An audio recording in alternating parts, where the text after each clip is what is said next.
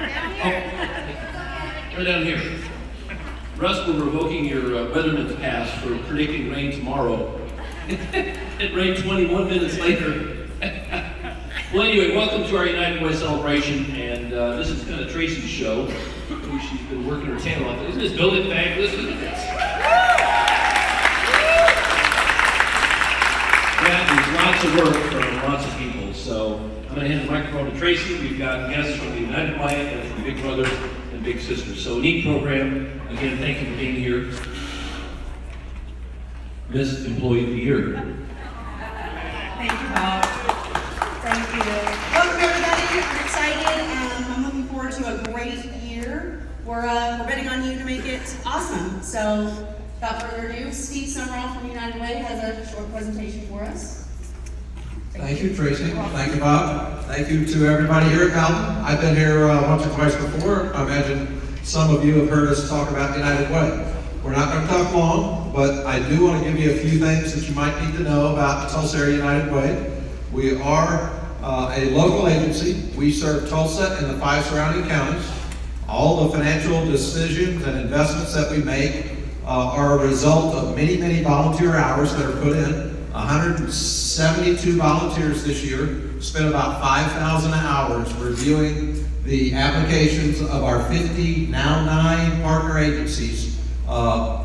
Reviewed their programs, saw that we were getting results, chose to invest again. We've set a goal of $25 million this year to try to fund all of those vetted requests that have come in from our agencies. We have a very, very low overhead. Mr. Peterson, as you know, is a great businessman, and I don't think he'd be involved with us if we didn't live up to his expectations. And we're proud that we do. We're going to show our campaign video. It does a great job of showing you 3 individual stories of individuals that were helped this past year because you all have supported the Tulsa Area United Way. I want you to think about what you see in the video. These are the stories of individuals, but think about the ripple effects when you do something to help one person and how that affects their family and how that family impacts our entire community. It's one person at a time. We raise money one donor at a time. 60% of what we are able to raise every year is because individuals like you look at what we do and choose to support us. So we would really, really appreciate your continued support. And if you haven't given in the past, if you'll look at the movie, I think your heart will tell you the right thing to do. So thanks very much. Cue the video.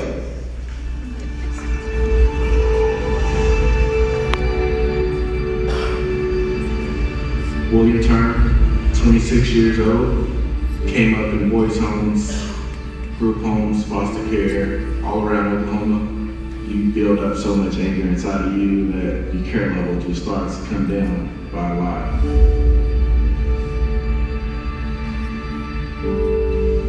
You miss out on so much. You're always getting transferred. The staff members that you get fond of, you're going to get to see them that long.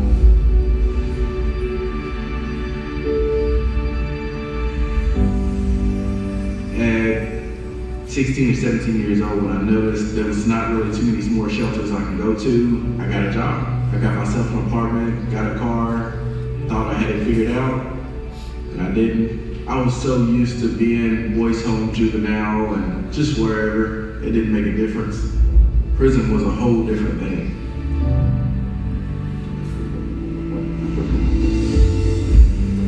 I called the boys home and said, I need to do something different. I need to go to school.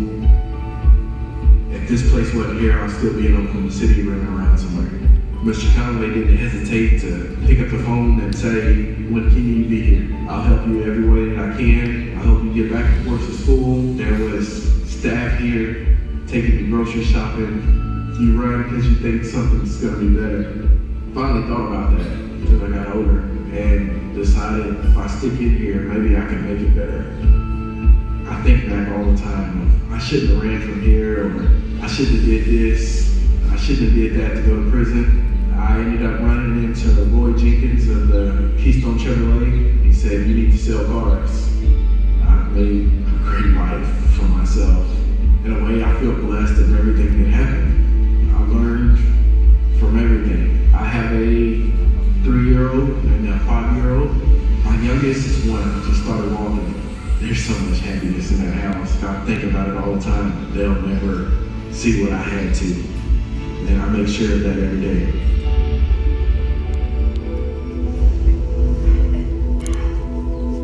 I was born 82 years ago in a little town called Hobart. I got married to a Tulsa guy. He was in real estate.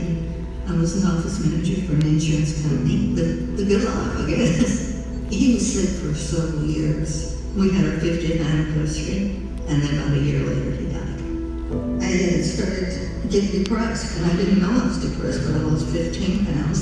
All my sister-in-laws were dead. My parents were dead. And it just like, God forgot me.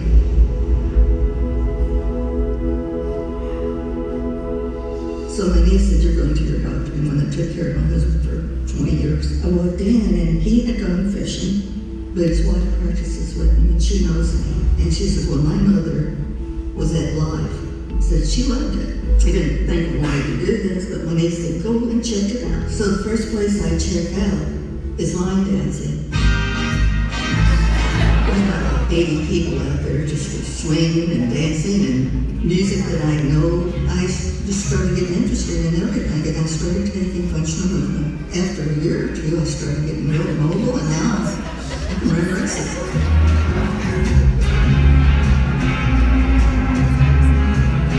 I take art lessons here. I take writing lessons. I'm enjoying it.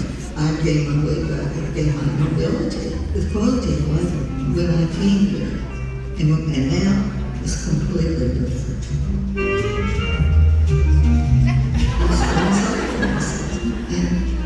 I don't feel sorry for myself anymore. I feel like I have a very good life. So I'm Maddie, and I'm 13. And when I was 5 months old, I was diagnosed with bacterial meningitis. I lost my left leg and my left thumb initially, and I had 15 surgeries in the 2 months that I was in the hospital. Eventually, in 2013, we decided to amputate my right leg.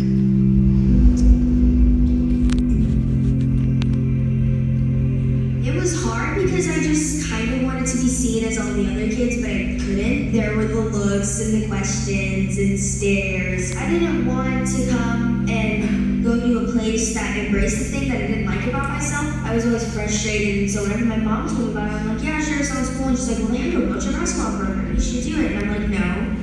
And like, I just wanted to play regular basketball with my friends and stuff. But once I came to the first practice, I fell in love, and I loved it since.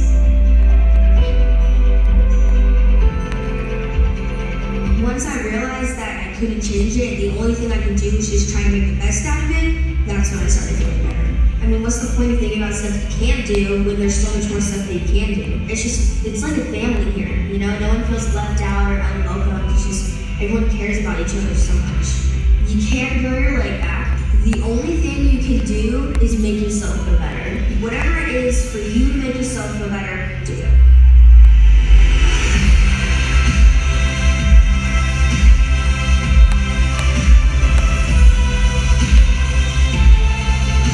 Because of you, I discovered my passion. Because of you, I was able to overcome adversity. Because of you, my life is completely turned around. Thank you for living united. Thank you for living united. Thank you for living united.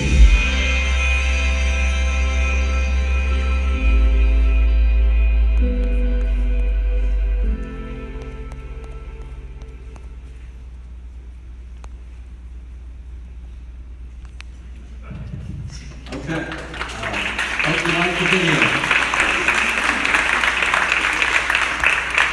So we've asked a representative from the Big Brothers and Sisters organization here in Tulsa, Chase Maury. Whoa! I don't even know who those guys are, sorry. Chase Bowers from Big Brothers and Big Sisters of Oklahoma, and he's going to tell you a little bit more about the work of another agency that gets help because you support the Tulsa Area United Way. So Chase, Siegfried and Roy, good luck. I can't less that. Well, Well, my name's Chase Murray. I'm here with Big Brothers Big Sisters of Oklahoma. One, I want to say I thought I was coming to a trucking line. I didn't know I was going to a Colorado ski resort. This place is amazing. Secondly, how many people in the room have heard of Big Brothers Big Sisters in some capacity? Wonderful. Somebody at our agency is doing their job. Well, I'm here. I just really want to hit on 3 key points about Big Brothers Big Sisters. It sounds like looks like there's a pretty good understanding and knowledge base about what we do. But the first thing that I always like to hit on when talking about Big Brothers Big Sisters is our children. We start our mission off with, we provide children facing adversity with strong and enduring, professionally supported one-to-one mentoring relationships that change their lives for the better forever. There's a reason we start with the children facing adversity. We don't talk about the children that we serve, our littles. We don't talk of them as at-risk children. We don't talk of them as going on a pipeline to potentially prison or dropping out of school. These are just children who have different obstacles in their life. And most importantly, these children recognize that they have these obstacles in their life. All of the children not only need a mentor, but they want a mentor. If that individual comes to us, that family comes to us, and the child doesn't agree to play within the framework of Big Brothers Big Sisters mentoring program, they're not allowed into our program. Not a lot of people are aware that we actually vet the children and the families just as much as we vet our volunteers.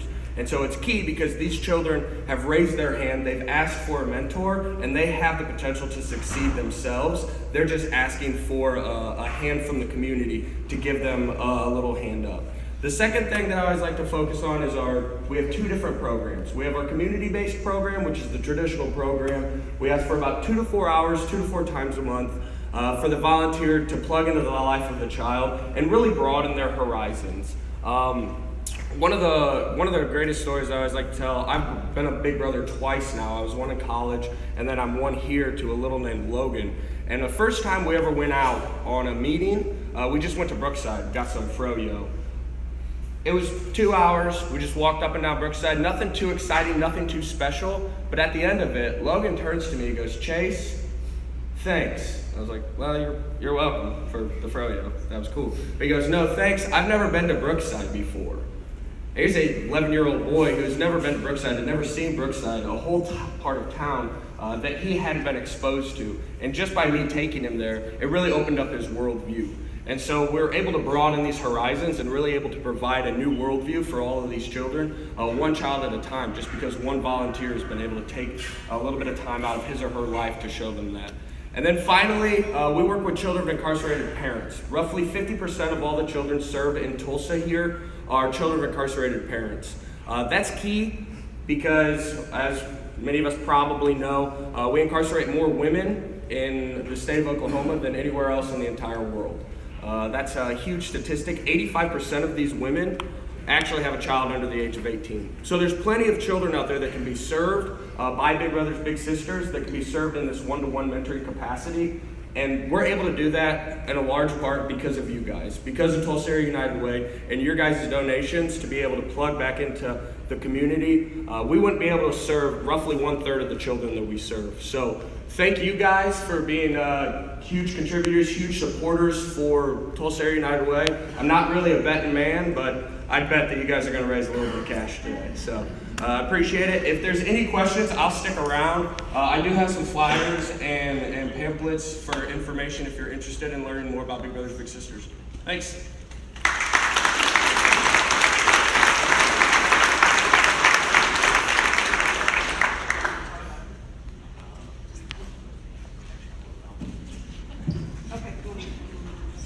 Okay, those videos are always touching, and we've had some terrific speakers here before. Chase, thank you very much for telling the story of Big Brothers.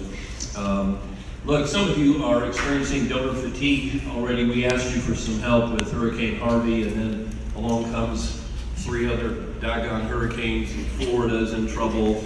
And very close and near and dear to our hearts is we have a number of people with family in Puerto Rico, which has basically no water, no electricity. A lot of the homes, many of the homes are underwater, so a number of our folks are most concerned about their parents. So there's all kinds of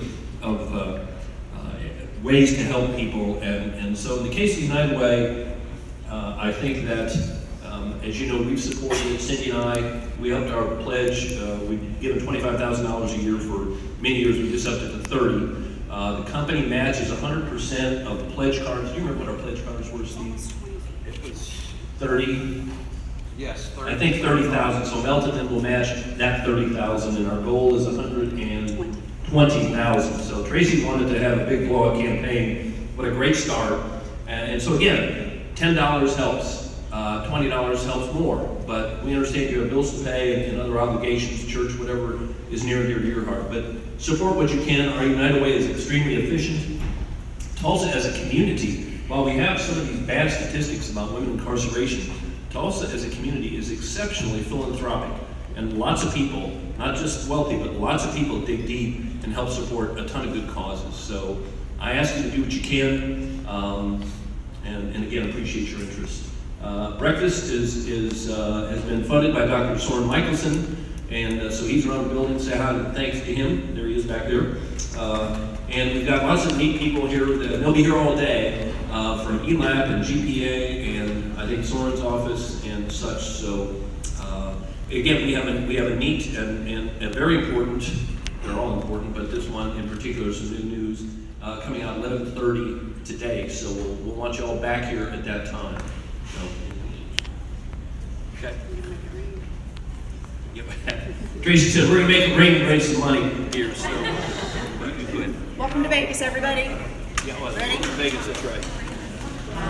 There are 8 marked bills. Mike's off. There are 8 marked bills.